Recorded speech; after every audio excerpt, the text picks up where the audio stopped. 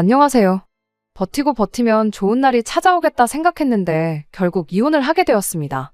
시어머니고 아주버님이고 남편이고 전부 다 문제긴 했지만 결과적으로는 제 잘못이 제일 크다는 생각이 드네요. 하지만 그게 이혼에 있어서 유책 배우자가 저라는 이야기는 절대 아닙니다.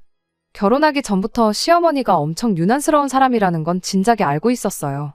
결혼 허락을 받으러 처음 인사를 드리러 갔을 때부터 시작되었고 결혼하고 나서도 시어머니하고는 절대 잘 지낼 수 없다는 확신까지 있었거든요.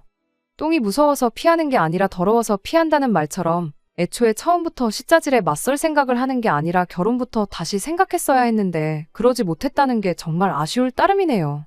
저희 친정어머니께서 친할머니한테 엄청 당하면서 살아오셨어요. 저희 할머니가 소위들 말하는 시자 10월드의 전형적인 표본이라고 해도 과언이 아닐 만큼 유난스러운 분이셨거든요. 그 영향 때문인가 저는 다른 것보다 저희 어머니처럼 당하고만 살지는 말아야겠다는 생각을 평소부터 가지고 있었습니다. 무조건 당해주는 게 아니라 똑같이 맞서 싸운다면 시어머니도 분명 저를 어렵게 알고 더는 허튼 짓을 하지 않을 거라 생각했던 게 저의 불찰이었어요. 가장 좋은 방법은 맞서 싸우는 게 아니라 애초에 처음부터 결혼 자체를 안 했어야 했다는 걸 비로소 이혼을 하고 나서야 깨달았다는 게 정말 아쉬울 따름이네요.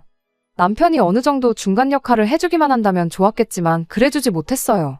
제 경험상 시어머니가 평범한 시어머니가 아니고 10월드 시자 시어머니라면 높은 확률로 남편이 중간 역할을 제대로 못해주는 것 같더라고요. 남편이 그랬듯이 저희 아버지도 어머니와 할머니 사이에서 중간 역할을 제대로 못해주셨죠.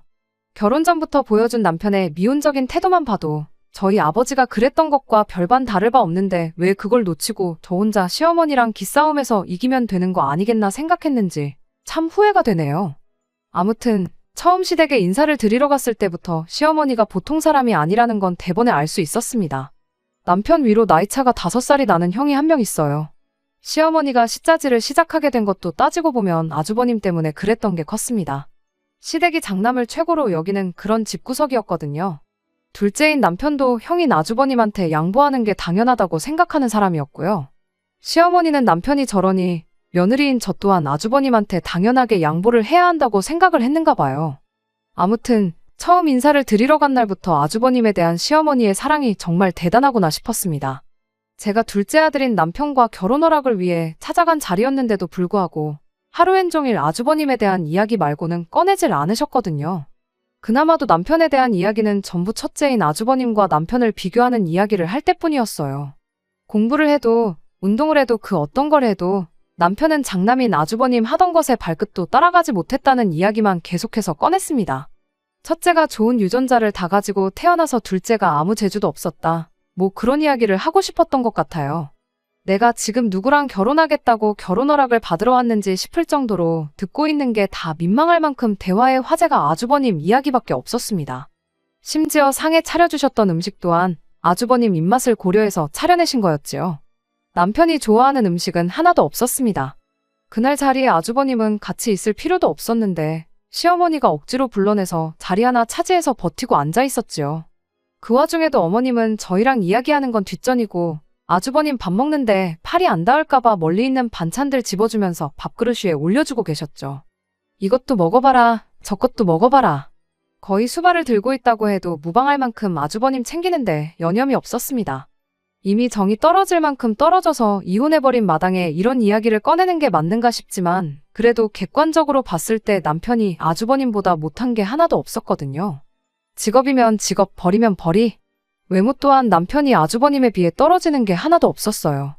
왕년에야 아주버님이 남편보다 모든 걸 다 잘했다지만 과거에 사는 것도 아닌데 지금이 중요하지 옛날에 뭘 얼마나 잘했던 게 중요한 게 아니잖아요.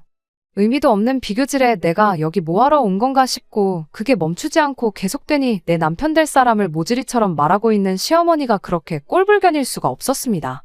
그래서 듣다 못해 제가 한마디를 했죠. 제가 볼 때도 아주버님이 어디 가서 그렇게 빠지는 사람이 아닌 것 같은데 왜 아직도 장가도 못 가고 독립도 못해서 어머님 밑에서 살고 있는지 모르겠다고요. 동생은 이렇게 결혼할 사람 데리고 와서 집에 인사도 시키고 그러는데 아주버님은 뭐가 문제라서 모자란 동생도 해내는 걸 못해가지고 이러고 계시는지 참 궁금하다고 엄청 빈정거리면서 한마디 했습니다. 아무리 눈치가 없는 사람일지라도 제가 무슨 의도로 저런 말을 했는지 대번에 그 이유를 알아차릴 만큼 노골적으로 빈정거렸다 보니 아주버님 표정만 봐도 기분이 많이 상했다는 걸 알 수 있었어요. 어머님은 아주버님 반찬 챙겨준다고 내 말을 못 들은 건지 아주버님 기분 살피느라 대답을 피하는 듯 보였는데 아주버님은 저 때문에 자리가 불편해졌는지 혼자서 깨작거리기만 하다가 배불러서 그만 먹어야겠다 말하더니 귀한 몸을 이끌고 혼자 방으로 들어가더라고요. 이제 당사자도 없으니 쓸데없이 아주버님 자랑은 그만 듣겠구나 싶었는데 그 와중에 시어머니가 아주버님 좋아하는 반찬들은 남겨놓아야 한다며 한참 저희 밥 먹고 있는데도 메인 반찬이라고 할 수 있는 것들부터 치워대기 바빴습니다. 막상 아주버님 먹인다는 음식들을 빼고 나니까 집에서 대충 밥 먹을 때 차려놓은 밥상 마냥 풀떼기에 마른 반찬밖에 남아있질 않았어요. 어차피 어머님 반찬 솜씨 평가하겠다고 갔던 자리가 아니고 음식도 제 입맛에는 그다지 맞지 않았으니 반찬 몇 개 치워버린 게 대수는 아니었습니다. 그렇게 식사가 끝났는데 아주버님이 자리에 없는데도 불구하고 시어머니는 장남자랑에 여념이 없었어요. 지금은 살이 조금 쪄서 그렇지 어릴 때는 연예인 누구랑 판박이었네 하면서 동네에 아주버님 좋다고 쫓아다니던 여자들이 한두 명이 아니었다고 하질 않나? 공부도 곧잘 했어서 선생님들한테 칭찬도 자자했다질 않나? 알고 싶지도 않았고 알 필요도 없는 이야기만 계속해서 늘어놓기 시작했어요. 관심도 없는 아주버님 이야기에 맞장구를 쳐주는 것부터가 고역이었죠. 그때 당시가 아무래도 제가 남편과는 가장 사이가 좋을 때였다 보니 더더욱이 남편은 눈길도 안 주고 아주버님만 우쭈쭈 해주고 있는 시어머니한테 그렇게 기분이 나쁠 수가 없었어요. 저희랑 전혀 상관없는 제3자가 들으면 제가 남편이랑 결혼하는 게 아니라 첫째랑 결혼하는 줄 알겠더라니까요. 그 덕에 시어머니에 대한 첫 인상도 최악이었고 제 기분 또한 그에 못지않게 나쁜 상태였습니다. 집에 돌아오는 길에 남편도 제가 심기가 불편했다는 걸 눈치챈 건지 별다른 말 없이 먼 산만 보면서 제 눈치만 살살 볼 뿐이었습니다. 그런데 또 눈치나 보고 있는 남편 꼴을 보니 그것도 부하가 치밀더군요. 차라리 뭐 시시껄렁한 농담이라도 한마디 하던가 해서 분위기 좀 바꿔줬으면 좋겠는데 그런 주변머리도 없나 싶었죠. 결국 저희 집 근처까지 도착하고 나서 제가 참다 못해서 먼저 말 한마디 꺼냈습니다. 이게 다 무슨 상황이냐고. 어머님이 혹시 나를 당신이 아니라 당신 아주버님하고 결혼시키려고 저러시는 거냐고 대놓고 비꼬듯 물어봤어요. 남편이 그제서야 해명 아닌 해명을 하더라고요. 어머니가 원래도 형을 더 챙기는 분이신데 그게 별다른 이유가 있어서 그런 게 아니고 형이 아직 장가도 못 가고 하고 있는 사업 또한 자리도 제대로 못 잡은 상황이고 그래서 걱정돼서 그러시는 거라면서요. 사실 오늘 자리에 아주버님이 함께 있던 것도 우리 행복해 보이는 거 보고 형님도 하루빨리 짝을 찾았으면 좋겠어서 일부러 그렇게 했던 거였다고 하더라고요. 딱 보기엔 장남 편애하고 차별하는 것처럼 보일지라도 실상은 그런 분이 아니라면서 어머니를 감싸주는데 급급했습니다. 결혼하고 나서 몇 번 지내다 보면 자기 말이 틀린 게 아니라는 걸 알게 될 거라나요. 사실은 마음이 따뜻하신 분이라는 남편의 설명을 들었지만 안 좋은 생각이 도무지 떨쳐지지가 않았어요. 왜냐하면 친정어머니 시집살이로 한참 못 살게 구셨던 저희 할머니가 딱 장남을 최고로 여기는 그런 분이셨거든요. 저희 아버지도 집안에서 둘째 아들이셨는데 장남도 아닌 아버지가 할머니를 모시고 살게 된 데에는 할머니의 유별난 장남 사랑이 컸습니다. 장남이 불편해한다는 얼토당토하는 이유로 합가를 저희 집에 하셨던 거였어요. 그 과정에서 친정어머니랑 아버지께서 약간의 마찰이 있었어요. 집안 지원은 장남이 홀랑 받아갔는데 시어머니 모시는 것도 장남이 해야 되는 거 아니냐던 어머니와 그래도 어머니 뜻이 그런데 어떻게 싫다고 하느냐고 억지로 할머니를 모셔온 저희 아버지가 입장 차이가 있었다는 걸 할머니가 알게 되셨던 거죠. 그러면서 친정어머니를 향한 할머니의 혹독한 시집살이가 시작되었던 거고요. 그런데 지금 딱 꼴을 보아하니 암만 할머니 세대랑 시어머니 세대가 다르다고 한들 똑같은 일이 저한테 일어나지 않으리란 법이 없겠다 싶었습니다. 하지만 남편은 절대로 시어머니를 모시고 살 일은 없을 테니 걱정 말라고 확실하게 못을 박았어요. 제 앞에서 그렇게 확신에 차서 말하던 것처럼 어머님 앞에서도 한마디 할 줄 아는 사람이었으면 참 좋겠다 싶었습니다. 아무튼 남편이 어머님 모시고 살 일은 죽어도 없다고 너무 확신에 차서 말을 했다 보니 저도 믿는 것 말고는 할 수 있는 게 아무것도 없었어요. 시대가 바뀐 만큼 저희 할머니가 친정어머니한테 하셨던 만큼은 아니겠거니 싶었고 시댁과는 그냥 1년의 명절이나 생신 같은 굵직굵직한 날에만 그렇게 딱 1년에 4-5번 정도만 얼굴 보고 지내면 별 문제 없을 거라고 너무 쉽게 생각했습니다. 아무튼 그렇게 저희는 본격적으로 결혼 준비를 시작하게 되었습니다. 상견례까지 다 끝난 상황이었는데 결혼식 날짜를 잡는데 시댁이랑 저희 집이랑 의견 충돌이 조금 있었어요. 당시 코로나가 한참이던 때라 하객수가 100명이 넘으면 안 되는 상황이었거든요. 저희 집은 50명이든 100명이든 뭐가 문제냐고, 언제 끝날지도 모르는 상황이고 앞으로 몇 년이나 이렇게 살아야 할지도 모르는데 하루라도 빨리 식을 올리는 게 맞다는 의견이었고, 시댁에서는 그렇게 하면 결혼 비용 본전도 못 찾는다고, 못해도 양가 합쳐서 500명 정도 부를 수 있을 때까지 기다려야 한다는 의견이었습니다. 알고 보니 시댁에서 저희한테 2천 정도 지원해주겠다던 돈이 있었는데 축의금 들어올 걸 감안해서 주기로 했던 거였어요. 시댁이 아들 장가가는데 돈 한 푼 못 보태줄 만큼 상황이 어려웠던 게 아니었는데 그 돈은 물어보나 마나 언제 결혼할지도 모를 아주버님을 위해 쓸 수가 없는 돈이었고 그나마 축의금 들어온 거라도 저희한테 줄 테니 감지덕지 하라는 소리였던 겁니다. 그래서 그냥 그 돈 안 받겠다 하고 결혼식 먼저 올리기로 했습니다. 막상 그렇게 식을 올리니 결혼식에 참석을 안 했어도 계좌이체로 들어온 축의금이 상당했어요. 저희 집에 제 지인들부터 시작해 부모님 지인들까지 들어온 게 합쳐서 3천이 넘었는데 시댁에도 비슷하게 들어왔었을 거라 생각됩니다. 애초에 하객 500명을 부를 수 있을 때까지 기다리자던 게 있으니 그 이상이 될 수도 있었겠지요. 남편이 다른 건 몰라도 자기 지인들이나 회사 동료들한테 들어온 축의금은 받아갈 수 있겠냐고 물어봤는데 대차게 거절당했어요. 아주버님 사업하는데 지원해줄 돈이니까 탐내지 말라면서 딱 잘라 거절했다대요. 저희가 안 받겠다고 했던 거니 딱히 할 말은 없었지만 그래도 자기 앞으로 들어온 축의금까지 전부 다 형한테 주겠다고 하는 시어머니한테 남편 또한 많이 실망한 듯 보였습니다. 결혼하고 처음 몇 달간은 정말 가야 할 일이 아닌 이상 시댁 근처에는 찾아가지도 않았어요. 제가 결혼 전에 생각했던 대로 시댁과 어느 정도 거리를 두고 지내니 남편과 저희 사이는 더할 나위 없이 좋았습니다. 그때까지만 해도 시댁 때문에 저희가 이혼을 하게 될 것이라고는 생각조차 하지 못했지요. 코로나가 끝날 기미를 보이지 않고 저희 회사에서 확진자가 속출하기 시작하면서 몇몇 부서가 재택근무를 하게 되었습니다. 거기에는 저도 포함이 되어 있었고요. 재택근무 해보신 분들은 아시겠지만 집이라고 해서 일이 더 편하고 그런 것만은 아니었어요. 집에서 일하는 만큼 출퇴근하는데 고생할 필요가 없어진 것 정도 말고는 일하는 건 똑같았으니까요. 그런데 시어머니는 제가 집에서 일하게 된 걸 가지고 제가 무슨 실직이라도 한 것처럼 받아들이셨나 보더라고요. 하루는 저한테 전화가 오더니 너 그렇게 집에만 있을 거면 차라리 나가서 우리 아들 일이나 도와주라는 말을 꺼내왔어요. 제가 재택근무를 하는 거지 회사에서 잘린 게 아니다. 집에서 노는 게 아니라 일을 하고 있는 거다. 아무리 설명을 해도 시어머니는 제 말을 들을 생각이 없어 보였습니다. 집에서 일하나 아주버님 업장에 가서 일하나 뭐가 다르냐고요. 거기 가면 책상도 있고 컴퓨터도 있고 다 있는데 못할 게 뭐가 있냐는데 어이가 없더라고요. 제가 해야 할 일이 있는데 아주버님 일을 어떻게 도와주겠냐. 그렇게 했다가 저 회사에서 잘리거든 어머님이 책임지실 거냐고 따졌더니 회사에서 너한테 사무실 나오지 말고 집에서 일하라고 한 게 이미 잘린 거나 마찬가지 아니냐입니다. 사무실 나와봐야 쓸모가 없으니 집에서 일하라고 한 거 아니겠냐고 보아하니 조만간 잘릴 것 같은데 이참에 그냥 회사 그만두고 아주버님 일이나 도우라는 얼토당토 않는 소리를 하더라고요. 말도 안 되는 소리 계속 듣고 있기도 상대해주고 있기도 뭐해서 시어머니한테 한마디 했어요.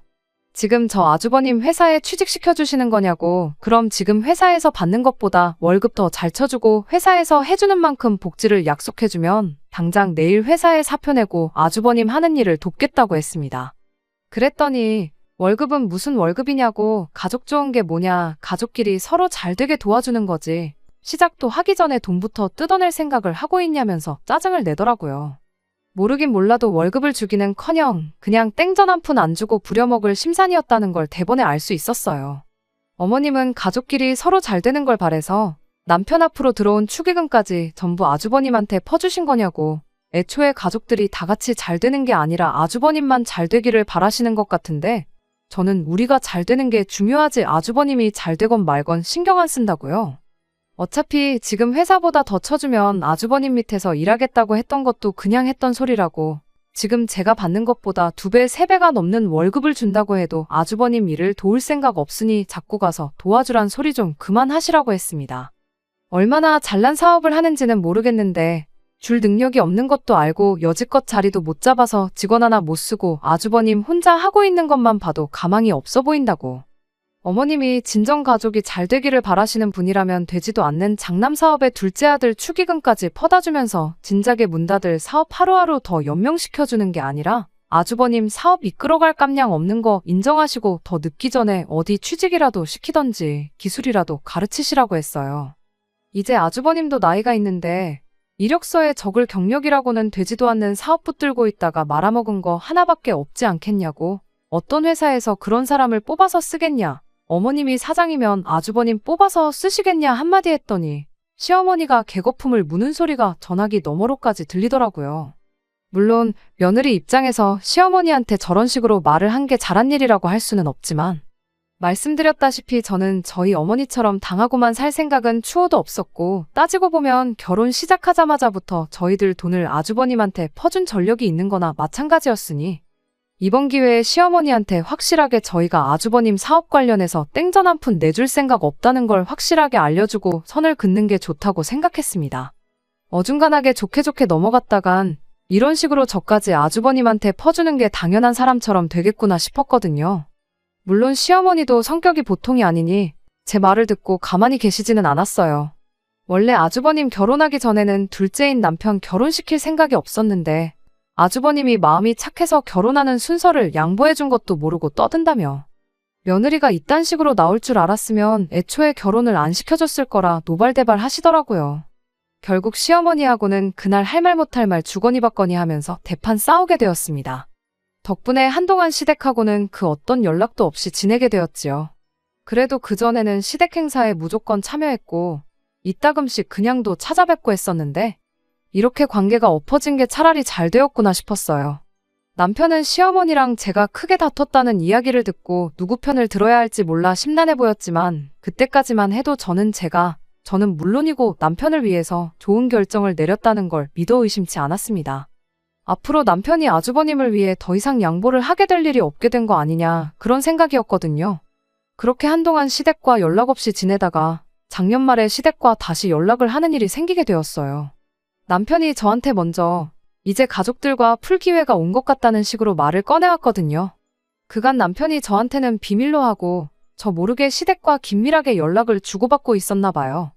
다툰 건 시어머니랑 저였고 남편은 제가 시어머니랑 다투는지도 모르고 있었던 상황이었으니 저한테 비밀로 하고 시댁과 연락을 주고받아왔던 게 기분 나쁘긴 했지만 그걸 무조건 잘못했다고 할 수는 없는 노릇이었습니다.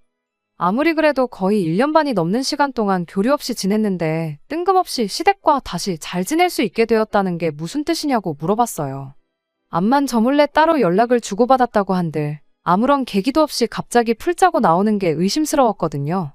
솔직한 심정으로는 뭔가 저한테 바라는 게 있거나 다른 꿍꿍이 속이 있겠구나 싶었습니다. 그리고 그런 제 예상은 틀리지 않았어요. 갑자기 연락 없이 지내다가 풀자고 한 데에는 다 이유가 있었던 겁니다.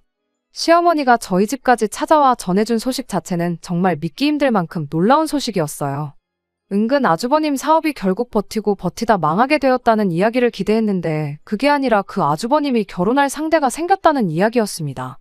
그간 1년 반이라는 긴 시간이 흘렀지만 아주버님이 하는 사업이 1년 사이에 제대로 돌아갈 리는 없었습니다. 시어머니랑 투닥거리할 때 했던 말들이 그냥 나온 소리가 아니고 실제로 저희 결혼 이야기 오갈 때부터 한 달 한 달 월세는 어디서 나와서 내고 있나 궁금증이 생길 만큼 아주버님이 사업으로 내는 수입이 전무한 상태나 다름없었거든요. 그리고 그 상황을 반전시킬 만큼 아주버님이 사업 수완이 뛰어나다거나 능력이 있지도 않았어요. 사업이 똑바로 안 굴러가는 스트레스를 먹는 걸로 풀어서 살도 뒤룩뒤룩 쪄서 외모도 볼품없었는데 쥐뿔도 없는 아주버님의 어디 뭐를 보고 결혼을 하기로 결심을 했다는 건지. 얼굴도 못 본 사람이지만 아무리 집신도 짝이 있다는 이야기가 있지만 세상에 그 여자는 전생에 대체 무슨 죄를 지었길래 아주버님과 결혼을 할 생각을 갖게 되었는지 싶었습니다.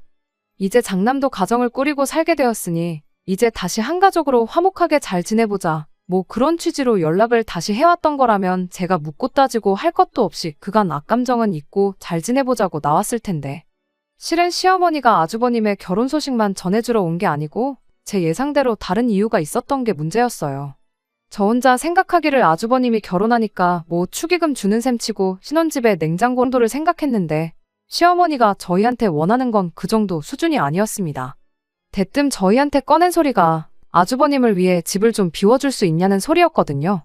생각지도 못한 질문에 제가 혹시 뭘 잘못 들은 건가 싶어서 시어머니한테 한 번 더 물어봤는데 애석하게도 제가 잘못 들은 게 아니라 제대로 들은 거였어요. 그 긴 시간 동안 연락 없이 지내다가 다시 잘 지내보자고 찾아와서 꺼낸다는 소리가 고작 그거냐고.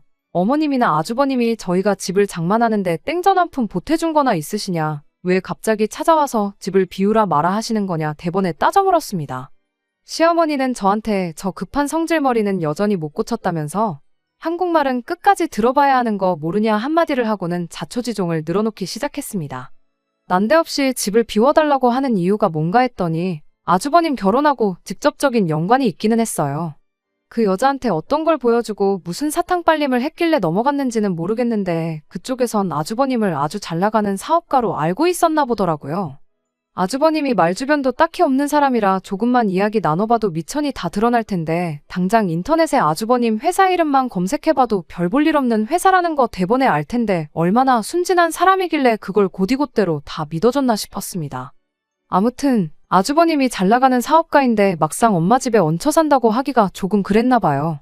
그래서 아주버님 명의로 집이 있기는 한데 동생네, 그러니까 저희가 결혼을 자기보다 먼저 하게 되면서 동생을 위해 그 집에 저희들을 살게 도와줬다고 했다는 겁니다. 아주버님이 훗날 결혼하거든 저희는 집을 비워주기로 이야기가 다 되어 있는 상태라고요. 그러니까 일단 나중에라도 그 여자랑 저희가 만나게 된다면 우리가 아주버님 명의 집에 얹혀 살면서 신세 지고 있다는 식으로 입을 맞춰주고 둘이 결혼식을 올리게 되면 한동안 두 사람이 지낼 수 있게 저희 집을 비워달라는 소리였어요. 저희가 장만해놓은 가정가구 같은 살림살이들도 다 아주버님 돈으로 산 거고 그 여자한테는 다 준비되어 있으니 몸만 오면 된다는 식으로 말을 했다고 하는 거예요. 얼굴 한번 못 본 그 여자도 문제지만 아주버님이 저희 집을 자기 집이라고 하면서 저희가 피땀 흘려 모은 돈으로 장만한 살림살이들 쓰고 있는 생각을 하니 온몸에 소름이 다 돋더라고요. 어디 그게 가정가구 뿐이겠나요? 당장 내 침대에서 누군지도 모르는 사람이랑 그렇게 싫어하는 아주버님이 누워 잔다는 생각만 해도 구역질이 날 정도였어요. 얼토당토하는 자초지종을 설명하고 있는 시어머니한테 더 들을 것도 없으니 그만 말하셔도 된다고 집을 비워줄 생각은 추호도 없으니 그렇게 아시라고 딱 잘라 거절을 했습니다. 집을 비워줄 거면 어머님 댁을 비워주시면 되는 거 아니냐고 보아하니 저희랑 다시 잘 지내고 싶어서 연락한 게 아니신 것 같은데 억지로 저희들 비윗장 맞춰가면서 집을 비워달라 하실 필요나 있냐고 되물었죠.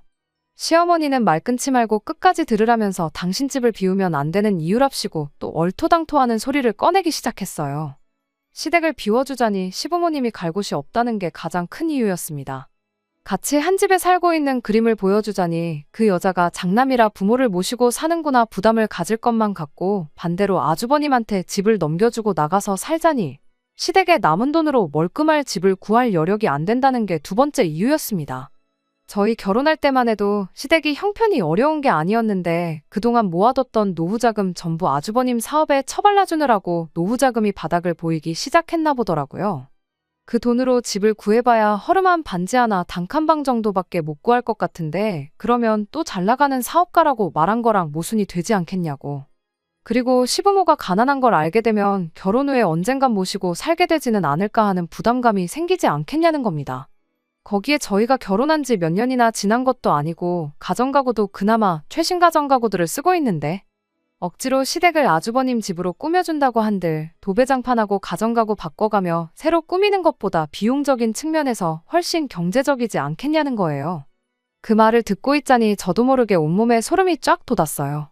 어디서 많이 들은 레파토리였는데 곰곰이 생각해보니 저희 할머니가 장남 눈치 보인다고 둘째인 저희 아버지한테 당신 좀 모시고 살라고 했던 거랑 거의 똑같은 상황이구나 싶었습니다. 이대로 저희 집을 안 내주면 어떻게든 시댁을 아주버님 집으로 꾸며주고 허름한 단칸방을 구하는 게 아니라 아예 우리 집에 짐 싸들고 찾아올 수도 있겠구나 그 생각을 하니까 온몸에 소름이 다 돋았어요. 시어머니 꼴을 보아하니 제 입에서 아주버님을 위해 내 집을 양보해주겠다는 말이 나오기 전까지는 돌아갈 생각이 없어 보여서 시어머니한테 단호하게 절대로 그럴 일은 없을 테니 꿈깨시라고 한마디 했어요. 그런 말도 안 되는 사기 결혼에 가담할 생각은 추호도 없다고요. 어차피 그 여자도 사기 결혼 당했다는 거 눈치채는 건 시간 문제일 텐데 그렇게 장가 보내봐야 결혼하자마자 이혼남 만드는 거랑 뭐가 다르겠냐고 단호하게 시어머니 제안을 거절했어요. 시어머니는 불만 가득한 얼굴로 괜히 시간 낭비했다며 결국 집으로 돌아갔습니다. 다른 것보다 남편이 원망스러웠어요. 아무리 부모 자식 간이라지만 시어머니한테 안 된다고 딱 잘라 거절하는 게 제가 아니라 남편이었으면 일이 더 쉬웠을 텐데. 남편이 시댁과 다시 잘 지낼 기회라고 말을 꺼낸 걸 보면 이 상황을 알고 시어머니한테 어떻게든 저를 설득해보라고 말을 했다는 소리잖아요. 그저 어머님 말이라면, 아주버님 관련된 일이라면 어떻게 해야 할지 똥오줌 분간도 못하고 꿔다 놓은 보릿자루 마냥 아무 말도 못하고 가만히 있고, 결국 싫은 소리 하는 것도 안 된다고 거절하는 것도 제가 했어야 했잖아요. 그래서 시어머니가 집에서 나가자마자 남편한테 한마디 했어요. 당신이 똑바로 중심 좀 잡아주면 안 되겠냐고요. 맨날 이게 뭐냐고, 모르긴 몰라도 평생 부모 말에 거역 한 번 안 하고 형한테 양보해주던 착한 둘째 아들이 여자 하나 잘못 만나서 돌변했다고 생각하실 거 아니겠냐고. 나만 중간에서 멀쩡히 잘 지내는 가족들 사이 갈라놓는 악녀가 되는 거 싫다고, 그렇다고 아주버님한테 집까지 내줘가며 전 재산 쪽쪽 빨아먹히는 거 그냥 두고 보는 건 더 싫다고. 당신 이제 결혼했으면 이 집의 가장이지 더 이상 형한테 다 양보하고 빼앗기는 호구가 아니지 않냐. 그러니 착한 둘째 아들이 아니라 우리 집 가장 역할 좀 제대로 해달라고 한마디 했어요. 그리고 시어머니 성격의 이야기 마무리 짓지 않고 그냥 돌아간 걸 보니까 내 생각엔 빠른 시일 내로 아주버님한테 시댁 넘겨주고 우리 집으로 짐 싸들고 찾아오실 것 같다고 제 생각을 말해줬습니다. 그때 어머님 찾아온 거 거절 못하고 모시고 살게 되기라도 한다면 그땐 나는 당신하고 더 이상 부부로 지낼 수 없을 것 같으니 혼자 시부모님 모시면서 남은 평생 형한테 있는 족족 빨아먹히고 퍼주고 그렇게 살고 싶거든 한번 해보라고 했어요. 남편도 결혼 전에 자기가 약속하지 않았냐고 시부모님 모시고 살 일은 절대 없을 테니 그건 걱정하지 말라고 한마디 하더라고요. 그때는 남편 말을 믿는 것 말고는 달리 방법이 없었습니다. 아니나 다를까 한 2달 정도 지나고 시부모님이 저희 집에 여행 가방 끌고 찾아왔어요. 일이 이렇게 되었으니 당분간 집이 구해질 때까지 신세 좀 지자고 하시는데 무슨 의도로 찾아왔는지는 안 봐도 뻔했습니다. 솔직히 남편이 그렇게 약속을 했다고 한들 막상 일이 닥치면 제대로 말이나 꺼낼 수 있을지 심히 걱정이 되었거든요. 특히 어머니 앞에서 아쉬운 소리 못하고 그냥 모시고 살면 안 되냐고 묻지는 않을까 너무 걱정이었는데 의외로 남편이 이것 말이 다르지 않냐고 단호하게 말을 꺼내더라고요. 여기까지 오시느라 힘드셨을 텐데 하루만 머물고 가시라는 말도 마음이 약해질까봐 못하겠다고 지금 당장 택시 잡아드릴 테니 짐 들고 다시 집으로 돌아가시라고요. 시어머니가 내가 널 어떻게 키웠는데 이렇게 내 뒤통수를 칠 수가 있냐 노발대발하시면서 며느리 하나 잘못 받아 집안꼴이 이게 뭐냐. 너는 마누라 때문에 부모를 길바닥으로 내몰 셈이냐. 이 결혼을 허락해준 내 잘못이다 가슴을 내리치며 대성통곡을 하더군요. 한바탕 난리통을 치른 끝에 시부모님은 결국 저희 집에 들어오지도 못하고 다시 집으로 돌아가야 했어요. 시부모님이 그렇게 돌아가시니 남편도 그 상황이 답답했는지 현관문 쪽을 멍하니 바라만 보면서 눈물까지 흘리더라고요. 누구라도 부모님하고 그렇게 싸우면 억울해서라도 눈물이 났을 거라 생각했고 단호하게 저와의 약속을 지켜준 남편에게 미안하고 고마운 느낌이 동시에 들었습니다. 시부모님이 정말 노숙을 하기로 한 건지 그 길로 다시 집으로 돌아갔는지 알 길이 없었어요. 어머님 성격상 아주버님을 위해서라면 정말 길바닥 신세를 감내하실 수도 있겠구나 싶었거든요. 남편이 그날 저녁에 아주버님한테 몰래 전화를 해보니 아주버님이 네가 어떻게 그럴 수 있냐고 불같이 화를 냈는데 자초지종을 알고 있는 꼴을 보아하니 시부모님이 그냥 집으로 돌아오신 것 같아 보여서 일단 안심을 했습니다. 아무튼 이번엔 남편까지 나서서 시부모님 문전박대하고 저녁엔 아주버님하고 전화로 한바탕 했다 보니 이제는 정말 시댁과 완전히 연을 끊고 지내게 되었어요. 남편이 그 뒤로 시댁에 몇 번 연락을 해봤지만 시부모님도 아주버님도 대놓고 남편의 연락을 피했고 그렇게 저희는 시댁하고 완전히 연을 끊고 지내게 되었습니다. 그렇게 거의 반년을 더 시댁과 연락 없이 지내고 있었는데 얼마 전 일로 결국 저는 남편과 이혼을 결심하게 되었네요. 얼마 전 남편이 난데없이 저한테 이제 시댁하고 다시 사이좋게 지내면 안 되겠냐고 말을 꺼내왔어요. 그런데 그 말이 그렇게 서운하게 들릴 수가 없더라고요. 남편 또한 시댁하고 등지고 살게 된 게 마치 저 때문이라고 생각하는 것처럼 보였거든요. 처음부터 당신이 중간 역할 잘해줬으면 생기지도 않았을 일 아니겠냐고요. 아무튼 아주버님한테 우리 집을 내줄 생각은 추호도 없고 시어머니 집을 아주버님한테 넘겨주고 두 분을 우리 집에 모실 생각 또한 눈꼽만치도 없다고. 그리고 나는 여태껏 그래왔던 것처럼 살가운 며느리 노릇은 못하겠으니 나까지 다시 잘 지내게 할 생각은 하지 말라고 했습니다. 그리고 저 것만 지켜준다면 당신이 다시 시부모님과 가깝게 지내든 말든 상관 안 할 테니 알아서 하라고 했어요. 남편은 적당히 듣고 싶은 대답을 들은 건지 알겠다고 대답을 했습니다. 그리고 며칠 동안 저한테 몇 번이고 다시 확인을 받으려는 듯 똑같은 질문을 계속해서 물어왔어요. 정말 우리 집 형님한테 양보 안 하고 어머니 아버지 모시고 살지만 않으면 되는 거냐고요. 저도 반쯤 포기한 상태라 남편이 왜 그런 식으로 재차 확인을 하는지에 대해서는 아무 의심을 하지 않고 그러라고 하지 않았느냐고 대답하고 말았거든요. 그런데 남편이 정말 생각지도 못한 깜짝 선물을 들고 왔네요.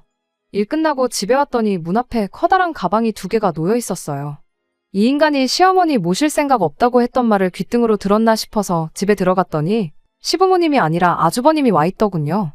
도무지 감이 잡히질 않아서 남편한테 이게 무슨 상황이냐 따졌더니 글쎄 한다는 말이 아주버님을 우리 집에 같이 살게 하기로 했다는 겁니다. 그러면서 이러면 시어머니 모시고 사는 것도 아니고 시어머니 집을 아주버님한테 물려주는 것도 아니니 아무런 문제가 없지 않냐면서 저보고 뱉은 말을 지키라더라고요. 무슨 상황인가 했더니 결국 미천이 다 드러나서 아주버님 결혼이 파토가 났답니다. 아주버님이 그 여자한테 얼마나 진심이었는지 그 뒤부터 매일같이 술을 달고 살았다네요. 나중에 가선 아주버님 사업에 묶여있는 돈까지 꺼내가면서 술을 마셨대요. 술을 마실 거면 그냥 집에서 막걸리나 한 병씩 마시면 되는 거지. 꼴에 그 여자 한번 잊어보겠다고 아가씨들 오는 술집을 쏘다니면서 빚까지 내가며 술을 마셨답니다. 결국 아주버님 사업은 망하게 되었고 자포자기한 아주버님이 시부모님 얼마 남지 않은 노후 자금까지 건드려가며 매일같이 술독에 빠져서 살았다네요. 그렇게 귀한 장남이었는데 시부모님도 저런 아주버님이 감당이 안 된 건지 급기야는 아주버님과 더 이상 같이 살 수가 없다고 나왔던 겁니다. 그 과정에서 남편이 저한테 시부모님과 다시 잘 지내자고 설득을 했던 거였고 거기서 제가 시부모님만 안 모시고 살면 문제없다고 한 소리를 가지고 아주버님이 우리 집에 들어와 살기로 하면 제가 아무 말도 안 하고 넘어갈 거라고 생각을 했던 겁니다. 여기까지 버티고 살았으니까 제가 무슨 일이 있어도 자기랑 이혼하지 않을 거라는 확신이라도 있었던 걸까요? 지금 나랑 말장난하자는 것도 아니고 이게 뭐 하는 짓이냐 따졌음에도 남편은 끝까지 가족을 위해서 호구로 살겠다는 그 고집을 꺾지 않았습니다. 이혼 이야기에도 눈 하나 꿈쩍 안 하고 버팅기길래 나까지 호구로 살 생각은 없으니 그렇게 남은 인생 평생 너한테 도움도 안 될 아주버님을 위해 살라마라고 그대로 짐 싸들고 저는 친정으로 향했고요. 현재는 숙려기간 중입니다. 다음 주면 이 지긋지긋한 결혼 생활의 종지부를 찍게 되네요. 남편이 스스로 호구의 삶을 살겠다고 자처한 상황이다 보니 소송까지 갈 필요는 없어서 이혼 절차 자체는 수월하게 넘어간 편이었어요. 위자료 얼마 받자고 소송까지 가는 것보다 시간 낭비 없이 깔끔하게 끝내는 게 더 낫겠다 싶어서 협의 이혼으로 진행했고요.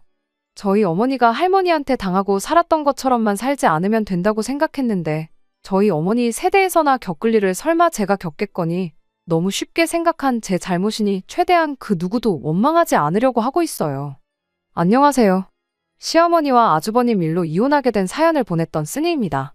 그냥 근황을 전해드리고자 이렇게 다시 여길 찾게 되었습니다. 숙려기간도 끝나고 이혼 신고도 다 끝난 상황이에요. 더 이상 그 집구석 사람들하고 마주칠 일이 없겠거니 싶었는데 얼마 전 남편을 만나고 왔습니다. 이혼 과정에 제 짐을 다 챙겨 나왔는데 남편하고 같이 쓰던 컴퓨터에 제 개인적인 자료들이 남아있다는 걸 깨달았거든요. 그거 그냥 두고 있기도 그렇고 이메일 같은 거 자동 로그인 걸어놓은 것도 있어서 억지로 다녀왔습니다. 그렇게 깔끔하게 유지하려고 노력한 집이었는데 아주버님 들어와서 남자들이 살기 시작하니 아주 개판이 나 있더라고요. 식탁 위에 바퀴벌레 돌아다니는 거 보고 깜짝 놀랐어요. 이혼하고 전보다 잘 지내면 어떡하나 걱정했는데 제 기우에 불과했네요. 아무튼 단 1분 1초도 있기 싫어서 최대한 빨리 볼일 끝내고 후다닥 집을 나왔는데 됐다는데도 기어이 남편이 배웅해주겠다고 따라 나오더라고요. 그러더니 옛날 이야기를 꺼내질 않나 좋았던 시절 이야기를 자꾸만 언급을 하더라고요. 한 귀로 듣고 한 귀로 흘려주고 있는데 아니나 다를까 아주버님 어머니 집으로 돌려보낼 테니 다시 잘해보면 어떻겠냐는 말을 꺼내왔어요. 집꼬라지 개판나고 매일같이 집에서 술만 처먹는 아주버님 감당도 안 되고 시부모님 노후 자금까지 털려서 부모님 노후까지 책임지게 생겼으니 아주 돌아버릴 지경인가 보더라고요. 남편한테 내가 미쳤냐고 평생 호구로 사는 거 네가 선택한 네 인생이니까 혼자 감당하라고 나를 거기에 끌어들일 생각은 꿈도 꾸지 말라고 한마디 해줬네요. 저도 이혼하고 나서 썩 잘 지내는 편은 아니지만 남편 인생은 그냥 바닥으로 곤두박질 쳤다고 봐도 무방할 지경이니 그냥 그걸 보고 좋은 결정 내렸구나. 후회 없는 결정이었다 위안 삼으려고 합니다. 끝까지 들어주셔서 감사합니다. 오늘의 사연은 여기까지입니다. 구독과 좋아요, 알람 설정 부탁드리고 더 좋은 사연으로 다시 찾아뵙겠습니다. 감사합니다.